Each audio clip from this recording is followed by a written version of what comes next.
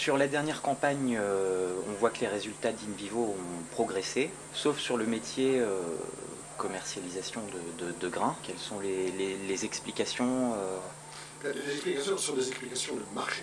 Que nous sommes effectivement dans un marché qui a été en 2011-2012 assez particulier pour InVivo, comme pour tous les acteurs, qu'ils soient français, européens ou mondiaux, y compris les très grands mondiaux comme ADM, Cargill, Bunge, etc., etc. Il était particulier pour au moins une raison, c'est qu'il y a eu une très forte volatilité, c'est-à-dire des fortes variations de prix sur une journée ou 2 jours, et il n'y a pas eu de tendance quelconque durant tout l'exercice. Et donc, les gens qui se positionnent sur les marchés à terme n'ont pas pu anticiper une tendance puisqu'il n'y en a pas eu. Et donc, il y a beaucoup plus de potentiel de perte dans un contexte de marché comme ça que de potentiel de gain. Donc, effectivement, c'était une année un peu difficile, sans exagération. Il y a connu une légère perte. Bon, elle est dans le schéma classique accepté de la gestion des risques chez InVivo qui est extrêmement structurée. Et elle se place derrière une année précédente qui était exceptionnellement favorable en termes de conditions de marché.